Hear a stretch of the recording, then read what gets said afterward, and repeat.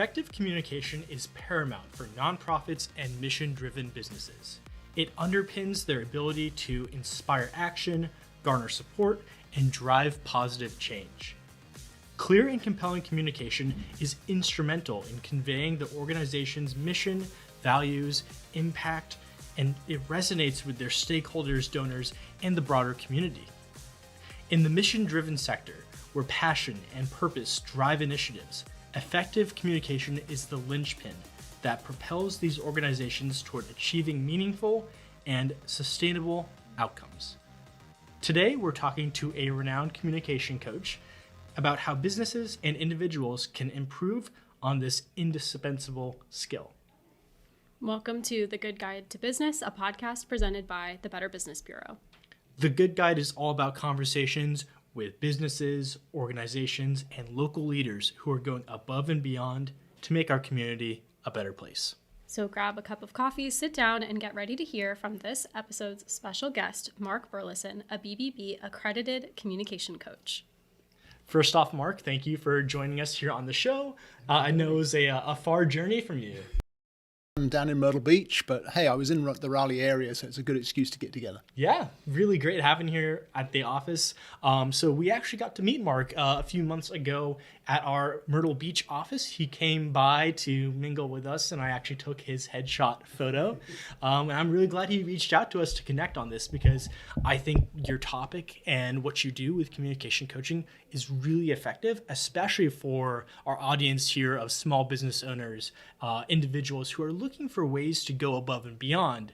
I think communication can really help them. Yeah, I've really got a heart for the small business folks because too often we have to just struggle along without the answers. And actually, I find that I can give answers that really pay off in the short run and the long run for them to be able to communicate better with their clients, but also to build their teams. Nice, yeah. So first to get started, Mark, can you tell us a little bit about how you got started with communication coaching? Well, I've always been a people person. I've always different roles at different times in my career. I've been a networker, trying to join the dots, help people get to know one another, find connections. But I noticed all the way along that very often people who are different in their wiring as far as the way they communicate, because we're all different, they couldn't figure out how to bridge the gap. And so more often than not, I would end up frustrated because I'm trying to help two people get together to work something out or to work on a project together, or maybe I'm supervising a couple of people and trying to help them get along.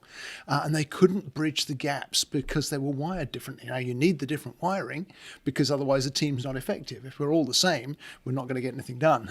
But then I discovered this tool that I use now with all of my clients, which helps you to actually build bridges rather than build walls. Because it uses this understanding that all of us have got a whole range of communication styles, but each of us has some to the fore and some more in the background. So if you teach everybody all of them, there's only 7, so even I can remember them. But if you teach everybody those styles, they can adapt to one another much more easily. And I love the results I see because of that. So that's why I got into it. I thought if I could train to actually coach other people to do this, I'm not going to be as frustrated the whole time seeing things not work out. And that's what I see now. So I love it. Yeah. Oh gosh, I think that's just so important, I guess, when we look at modern workplaces today that are so diverse and are only going to get more diverse, right? Different people from different backgrounds communicate differently. And I guess in a sense too, like prefer to be communicated in different ways too. Yeah. Mm-hmm. So it's like a love language, kind of. Yeah. Yeah. It's funny because these are called the life languages, this tool I use, but you can actually overlay the love languages if you've heard of those as well. You can kind of overlay those on and actually increase the effectiveness of what you learn with the life languages. Do you have an example of like one of the 7 that you could talk about? The one I love, well, I mustn't say I love it the most because I love all 7 of them, but the one that I'm drawn to particularly at the moment is the contemplator language. This is people who are very intelligent, very inquisitive. They love to dig deep and to find out the sort of the true underpinning of anything, or to follow a thought to its full conclusion. So they're very thoughtful. And so typically they tend to not be great communicators with other people because they like to be left to themselves. I'm thinking of, I've got 3 or 4 clients clients at the moment who are high in that contemplator language, and I'm helping them to actually build connections and bring what they have to offer. But it's very difficult for somebody like me. For me, the contemplator language is fairly low in my profile. I'm much more of a people person. Let's get everybody in the room and let's have some fun and let's see what we can learn together. And I have to really dial that back as I adapt to these folks. But I'm helping them to see that they have other facets to their communication styles that they can bring out that helps them to offer what they've got. They're probably the most intelligent ones. That's why I think I love them the most, because they have so much to offer, but so often it's missed because we don't pause to let them bring out what they have. And so when we learn that, particularly if you're a supervisor or leading a team, if you learn how your team are wired, then you can bring out the best of all of them. I'm thinking of a friend of mine who's very high in the contemplator language, and he wanted to get together with me just to have coffee and learn how to connect better. And so we'd get together maybe once a week for coffee. And it was probably the hardest thing I've ever done, because what he needs from me is personal space to think and or my undivided attention. Well, I'm the kind of person who's like, oh, there's somebody over there I see, squirrel. And I'm having to kind of focus in on my buddy.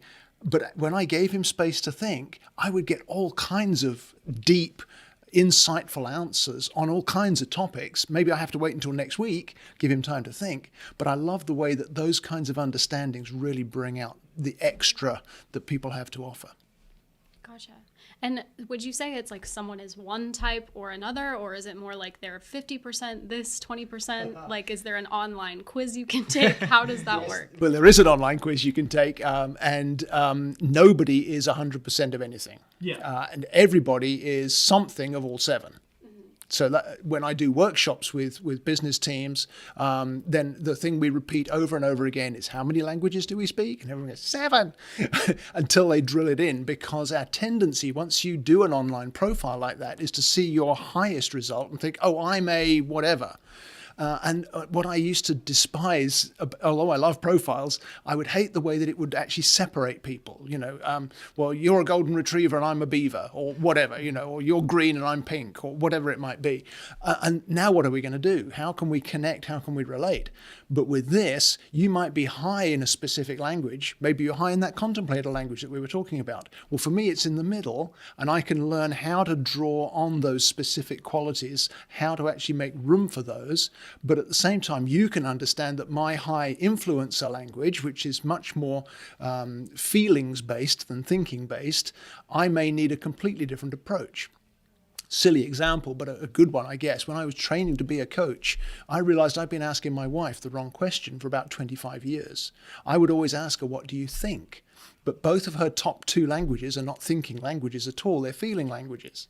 So now I ask her, what do you feel about this? And she can tell me. Before, she could never give me an answer. It was the most frustrating thing. But I was just asking the wrong question. And so when we learn how we're wired and who prefers which styles, it's not a question of, oh gosh, now I've got to adapt to you so that I don't break the communication. It's actually both of us can learn to adapt.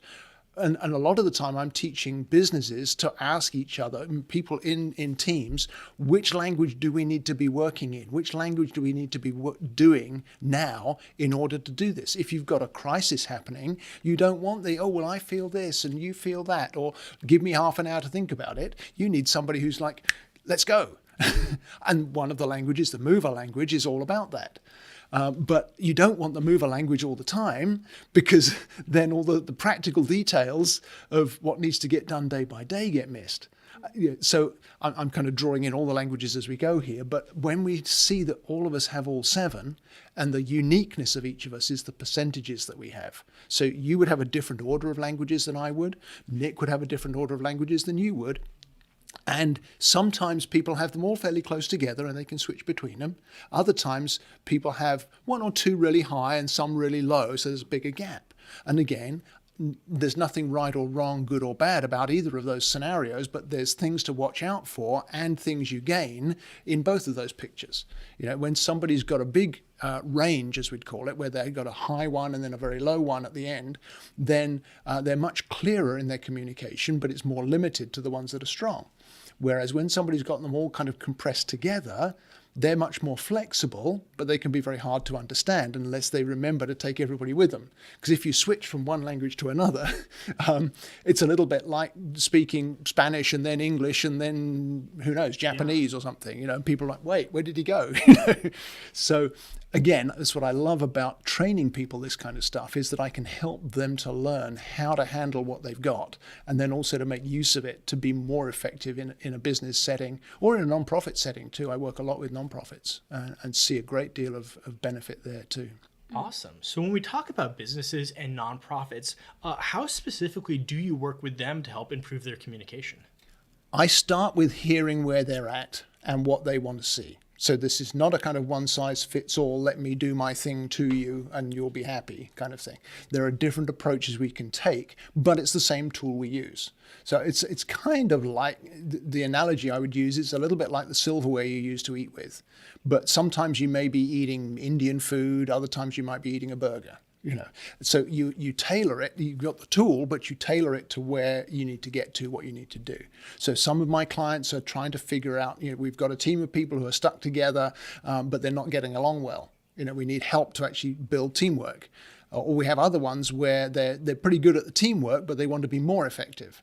And so I had one creative agency over on the West Coast. I did it all remote, but they said, we're pretty good at what we do, but we could do with being really much better. And we know we're diverse in our communication styles to help us understand each other. And so again, from the way we did that, they were able to improve their productivity and their teamwork simply because they understood each other better. So I start out by listening. Obviously, as a communication coach, that's the best thing to do. But once we get a bit of a handle on what the business wants to achieve, then we can figure out a plan of where do we go from here. Now, we always start out with the profile because you need to know what you're working with. But even when you take the profile, it's like a snapshot of who you are now and how you've answered the questions in this moment. So occasionally I'll find people who they'll retake the profile a few months later and come out kind of different. Although most people, if they're not in some sort of squeeze or crisis, or they're trying to impress, if they're just being honest with themselves, then they'll get a pretty good picture of where they're at just from taking it the one time. But I had one non-profit CEO actually took his profile with me when we were doing just their leadership team, and then we broadened it to the rest of their staff, and I had him take it again because it had been a year or so. And it came out completely different. And I'm like, well, what happened? And he said, well, you know, I've had a year of coaching with you and you've given me permission to be me. And now this is the honest answers this time, not the what should the CEO look like answers. So when we've taken the profile, then we'll look at what to do with it. Sometimes you can get a whole team together and spend a half a day and do a workshop, which can be online or it can be in person. In person's always more fun because I like to have rooms full of people to interact with, but you can do it online too. Or sometimes I'll just jump right in with individual teams. I had an insurance agency recently where I was sitting with each of their teams where they have, and again, I don't understand the insurance world well, but you have, you know, different people with different roles and they all have to work together. And so we ran their profiles, and I've got tools I can use to help them to understand the way they process communication and the way they may have challenges in their interactions, specifically with the way that the 2, 3, 4 of them are wired, rather than in the whole picture as a whole. And then the other thing I sometimes get called upon is when there's two people, and this isn't always in business, sometimes it's in personal life, where two people are just having the hardest time getting along. It might be a boss and a subordinate, or an owner and an employee, or it may be husband and wife. Or it may just be two friends, but they're finding that they're having this huge conflict, or they can't figure each other out and they need help. And we've got tools we use with that as well. So sometimes with businesses, I'll say to them, you realize you're giving your folks a fringe benefit here, that they're going to take this home as well. And home life is going to change, or civic organizations or whatever they're involved in their time out of the business. It's a sort of fringe benefit of the business doing this, is that their folks go home. And again, especially if I do workshops with businesses, they're like, hey, how can I get my kids to do this? How can I get my spouse to do this? Because they realize just how valuable it can be to understand each other in a way that gives us tools to interact and tools to be able to make things better.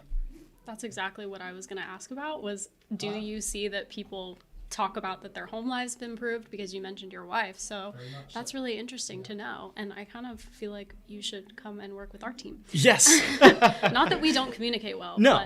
but But we can all communicate better. Right. And that's what I say to people. I'm not here to fix you, but I am here to make you become all that you can be. Every one of us has got huge potential, but too often we're frustrated in trying to realize it because we don't know how to connect with one another in the ways that are going to be the most fruitful. And if I can adapt to the way you prefer communication, or you can adapt to where I'm at, or between us, we can say, hey, we need to both of us step out of what we've been most comfortable with and into something else that will get us to where we need to go. We need to be strategic. And neither of us are strategic first off, but we've both got it in there somewhere. Yeah. Those kinds of things, And then you take it home. Yeah. Now, often I'll find that people will have languages that come out most at home and others that come out most at work. And that's fine. One of the biggest things I tell people is that if I can help you increase your self-awareness in the different settings that you're in, then you're less likely to trip over the communication hazards that there are out there. It's a little bit like, if you've got a radar detector in your car, you know where the cop is. You don't get as many speeding tickets. Once you maybe that's not a great analogy, but but once you begin to understand the way these languages work and how you're wired yourself. I've got one couple that I've been working for a long time now where I've seen huge change in both of them. And it's interesting, this often happens with couples where their profiles will come out. His highest language is her lowest, and her highest language is his lowest. And this particular couple, he was high in the mover language, she was high in the responder. Now, responders are very feeling, caring, the kind of language that adopts kittens or whatever, works at the local shelter, that kind of thing. Whereas the mover is much more of a, get out of the way. Well, the phrase we use is lead or follow or get out of the way. That's the way the mover is. That's the sort of hard-charging, very justice-oriented, very courageous language. So you can imagine how that went for these two as a married couple. But they went to the movies a few weeks ago now and got to the end of the movie and she was about to pull out a Kleenex because, as usual, the movie moves you to tears at the end and she's about to cry. And then she glanced beside her and she saw her husband was crying. And she totally forgot about crying herself because she was so astonished that he was having a real feeling. Now, for a few weeks, maybe a few months, he'd been talking about feelings because he understood that this was coming towards where his wife was at, But he would tell me afterwards, I'm just talking about it. I'm not really having feelings. I'm just talking about feelings. But he had a feeling. And so it was that understanding and that moving towards one another that they saw the benefit. So that's an example of what you were asking about, Meredith. People definitely see differences in their home life, in their social life, with their friends, that kind of thing. So you work with businesses, couples, like a whole plethora of groups. I do, yes. I love to work with small and medium-sized businesses because that's where I recognize that budgets have to be stretched a long way. And this is a relatively low budget way of really helping teams to get along and to be much more productive, much more effective. And so that's my heart, and that's why I love that whole area of influence. Of course, if there was a big corporation wanted to hire me and pay me lots of money, I could do that too. But at the same time, I realize that then generates, hey, can you come and do this with our church leadership? Or can you come and do this with the Rotary Club? Or can you come and do this with my family? I've had some folks where actually they've got their whole family together. Maybe I've run into the parents and they've got adult children or grandkids, and they actually pull them all together and we have this big Zoom call with all the family and we start going through, this is what it all looks like. So who's the strongest in this language and who's the highest in that language? And they're like, oh, so that makes sense of why you were like that at Thanksgiving, or, those kinds of things, And so it's very rewarding to see the lights come on and people have these aha moments, and that helps them to get along better. Yeah. So it sounds like it's important not just to take the online quiz and know what you are yourself, but also you need to know who you're interacting with on that level as well. Very much so, yeah. And although the online profile produces a personalized report for you, it's very helpful to be able to understand all of the languages more fully. And very often, I'm still learning. And I've been coaching for 7 years now. I've known about this tool for 15, 20 years, but I've been coaching for 7 and training coaches for going on 3 years now. But I'm still learning. There's so much in it. And so there's always value in having somebody walk alongside you, even if it's only intermittently, So I keep looking for ways to make it possible for people to just stay in touch, throw me a question when they have one, that kind of thing, rather than, oh, I did that, bought that, got the T-shirt, I forgot about it, there's a thing on the shelf somewhere, but it's not doing me any good in the day-to-day. Because the way you draw it out is as you encounter a new situation, as you step into a new scenario, then you'll find that the way you use your self-awareness, your knowledge of your own profile, and the way you adapt to other people, it's beneficial to have help. Is really the answer there. So yeah, it's not just a take the quiz and be done with it. It's very helpful to do a package or a workshop as well. And then there's always we can support. I have a private group that people subscribe to, like a sort of simple monthly subscription, like you do your Amazon Prime or whatever, that gives you access to say, hey, what about this or what about that kind of thing, without having to book a whole appointment for an hour to talk about something. You just throw me a question, that kind of stuff. So that's really cool. Yeah.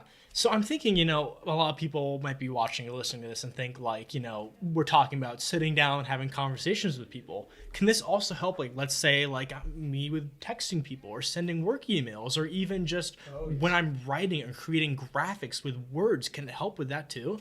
Very much so, because you need to think about which audience do I want to connect with, and how are they going to be connected with? So what you might write for the people who are very resourceful, hospitable, whatever, is going to be very different from the people who are the action oriented, a bit like the husband I was talking about, who's just like, well, just give me the facts, let's get on with it, or his wife, well, tell me about the kittens, or touch the feelings, show me you care. You can't actually hit all 7 of the languages in one interaction.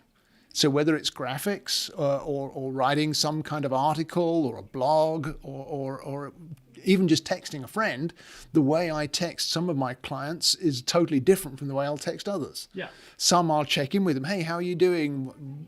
How was your weekend? That kind of thing. Others, they want you to get straight to the point.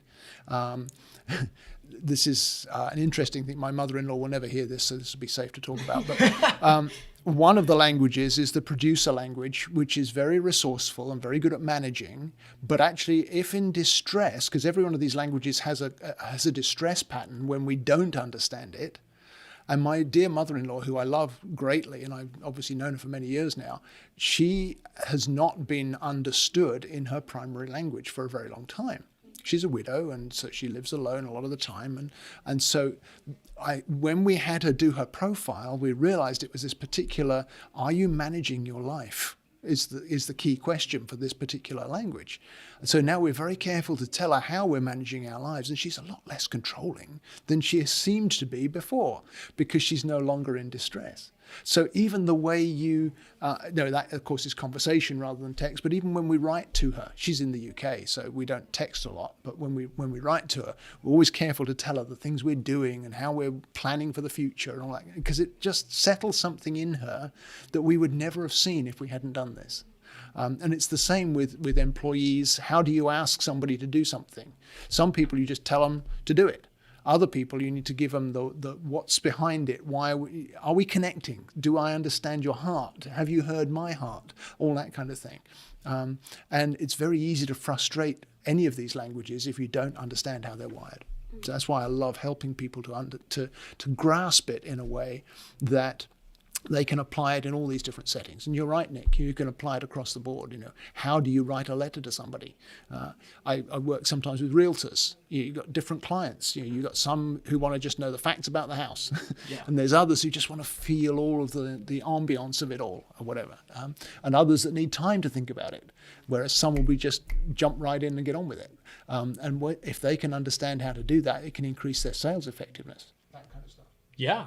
And I think too, particularly, I guess, like identifying the people you're talking to, what language best suits them. For someone like you just said, sales, yeah, can be so effective. Totally. Yeah. In fact, I've got a little bundle on my website at markburlinson.com, which is just an introductory bundle, which is a simple video introduction to communication. But then one of the things on there is a cheat sheet of which language are we speaking? Because in 2 or 3 quick assessments, you can figure out which language is it that we want to speak. And then you can go to your knowledge of the languages and answer the question. We've all got filter questions in our communication, that everything I say is being filtered by you through whatever filter of the language that you're listening in. And then each language has its own specific needs in order for communication to work, those kinds of things. So once we identify which language, then we can step into those and then we become more successful. It's very simple, but very powerful. And again, in terms of applying it, I don't think I'll ever get to the bottom of fully unpacking it. But at the same time, I love to teach people the basics so they get the benefit. I'm really interested in this distress alter ego language that you mentioned. Can you talk a little bit more about how that works? Yes, of course. Let me describe it with an analogy. You know, when you're driving your car, there's that little gas pump, orange gas pump light that comes on. When does that come on? When you This need is not gas. a trick question. Yeah, when the tank's getting empty. Okay, so each language has its kind of communication tank. We talked about the filter question and the need from others, and the passion that each language carries, and that needs to be recognized, needs to be made room for, if you like, because otherwise the team loses out, or the relationship loses out. Well, if those things are not happening, what we're doing is draining the tank, and then eventually the light comes on, and that's what we call a distress flare. So that language has a specific pattern of distress flares. So then it's probably best if I give you a specific example. My primary language is the influencer, which we talked about. And so my filter is, are we connecting? Are we communicating? Which, of course, is why I love to be a communication coach. Yeah. But when that language goes into distress, I'll start to argue or to deny things that seem to be obvious because it's causing the connection to be strained, or I'll want to escape from that interaction so that I can regroup and try again. So if I learn to recognize my own distress flares, hey, I'm beginning to argue, or I'm feeling like I need to escape from this setting. My influencer language is in distress. What do I need to do? I need to find a way of building a connection. I need to meet that need from others. Is there something you can say that would affirm something I have done? Affirmation is another big part to the needs of that language. So I recognize when the light comes on and start to fill the tank again, because that's what we're supposed to do when that gas light comes on, is find a gas station. Yeah. I mean, unless you're a Tesla owner, but that's a whole different ballgame. But if you don't recognize the light, or you put a piece of duct tape over it and ignore it, well, eventually you're going to become a statistic. And it will be a crisis eventually. It's not a crisis when it happens, but it is an indicator. I like to say, when I'm doing workshops with teams, I say a distress flare is an invitation to make a difference. It's an invitation to help. Mm-hmm. So, and typically that's not the way we react to people who are in distress. You know, when someone's in distress, we're like, oh, so-and-so's having a bad day, look out. We go off to the break room or something and run away. But actually, that's not the answer for most languages. Most languages we need to figure out, so which primary language are they in, or what language is in distress, what flares are we seeing? Now that gives us some ideas of what we could do to make a difference. So it helps to depersonalize conflict as well. Mm-hmm. I see this a lot with married couples, but it works just as well in the workplace.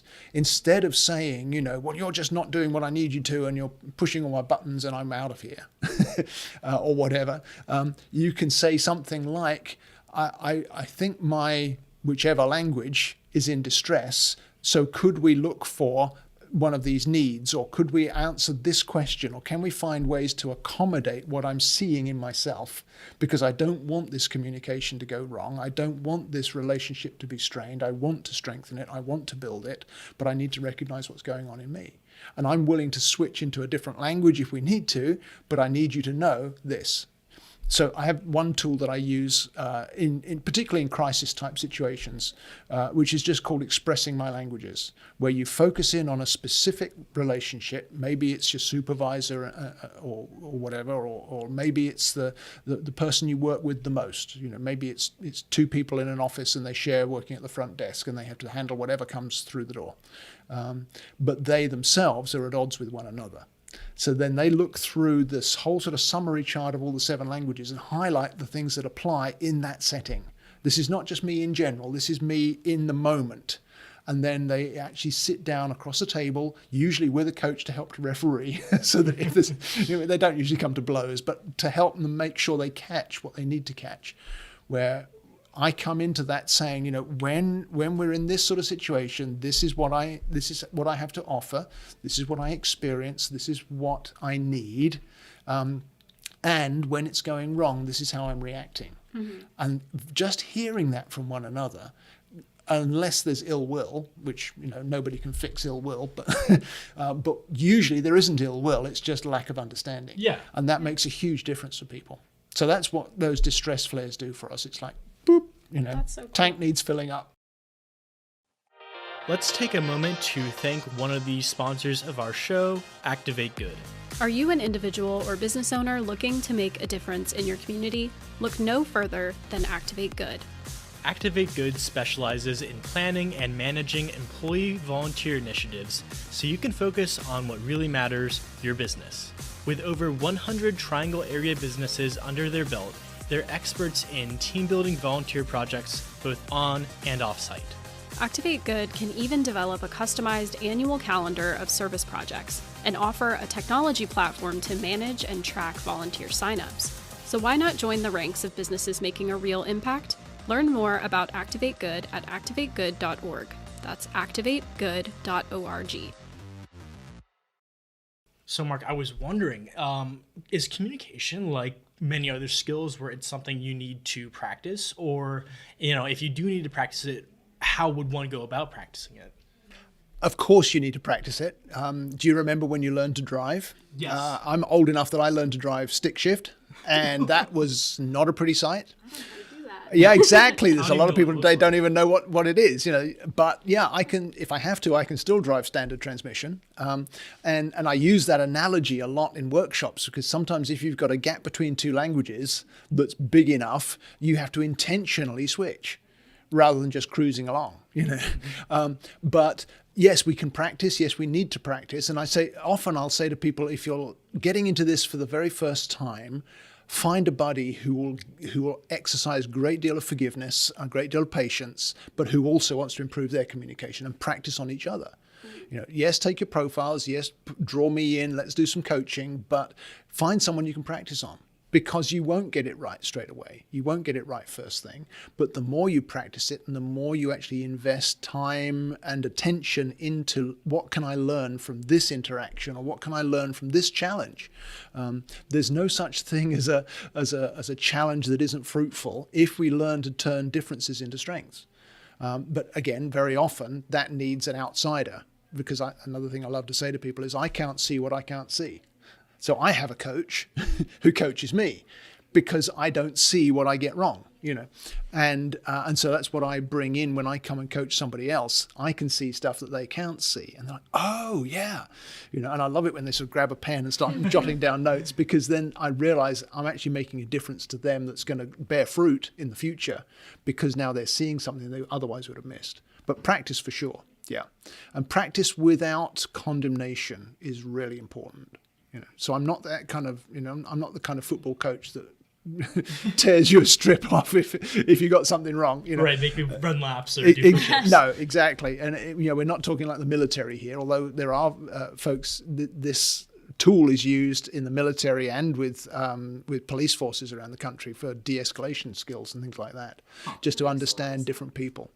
But yeah, I don't carry a big stick. I just help people to figure out. Oh, okay, yeah. But find a buddy you can practice on is a great start. That's awesome.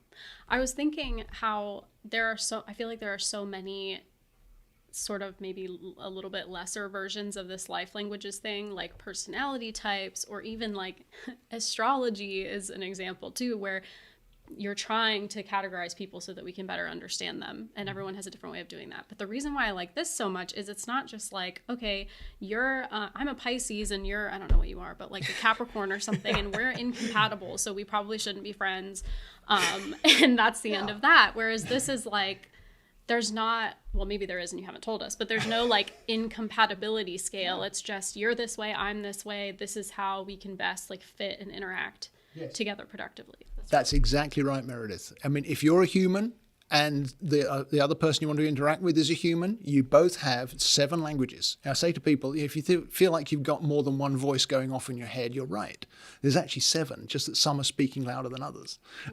But the reason I've chosen to focus with this particular tool is because it builds bridges. Doesn't put people into boxes. So it's not like you're a this and I'm a that, because that is destructive, and we're communal people. There's very few people who thrive just being on my own, leave me alone all the time. Mostly they go crazy because we're actually designed to be in settings where we interact with one another. And it's when we don't learn how to interact fruitfully that things start to go wrong. And that's what really frustrates me, because I know I can help people to change that picture and build bridges by learning to adapt, by learning.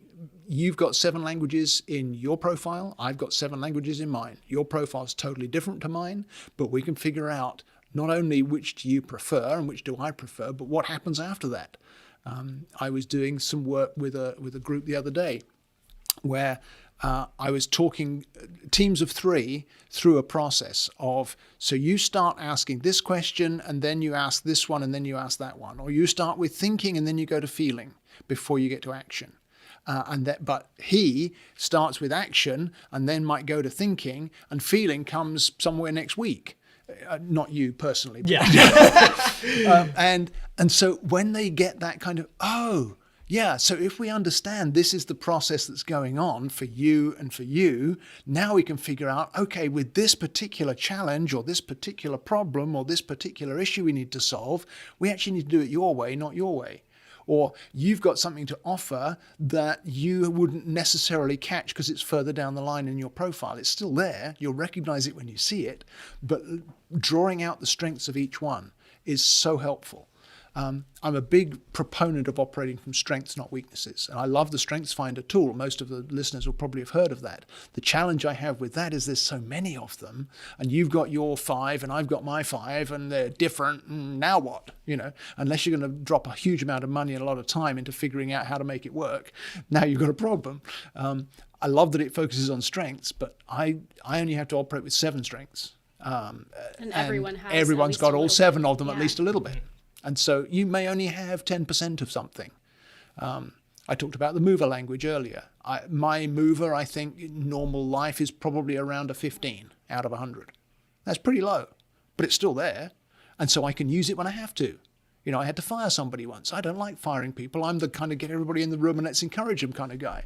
But I had to fire somebody because it just wasn't a fit and they couldn't change or didn't want to change. And so it's like, okay, you're done. So I had to pull up this 15 mover and use it for this situation needs to be improved. This is the solution. This is what we're going to do. Goodbye. Here's your check. You're done. And did I enjoy that? No, not really. But it wasn't about enjoying it. It was about pulling on a language I needed to be able to communicate something in a specific situation that was going to bring the solution we needed. So like myself, I'm sure all the listeners want to know more about you and where they can learn more about you. So do you want to talk about your podcast for a little bit? Yeah, sure. I have a podcast called the Communication Mastery Podcast, which is a mixture of me talking about communication insights like we've been doing today, as well as I'm bringing in guests this new season so they'll talk about their communication journey, and we'll see what we can learn from them as well. And so that's available on all the podcast platforms and the video versions on YouTube. So just search for Communication Mastery Podcast. As far as I can tell, there's only one of those out there, and that's me. And if you have any trouble finding it, you can always go to my website, which is markburlinson.com, just my name.com. And there's a link on there that you can use to get to the podcast, as well as to contact me to find out more information. There's even a brief bio on there, so you'll find out all the truth about Mark. Well, Mark, thank you so much for joining us on the show today. It was really insightful learning about what you had to say about communication, especially with the different styles that each of us have. So for our listeners, you guys can go check out Mark at his website. That is markburlinson.com. You can also find him on Facebook at Mark Burlinson Communication. And of course, make sure to go check out his podcast. That is the Communication Mastery Podcast. And, you know, of course, our listeners, thank you guys so much for tuning into this episode of The Good Guide to Business. Follow us on social media at BBB Carolinas. That's on Twitter, Facebook, Instagram, and YouTube. And you can listen to this and other episodes of The Good Guide on Spotify, Apple Music, or wherever else you listen to podcasts. We release episodes twice a month on Wednesdays. Stay safe, and we'll see you guys.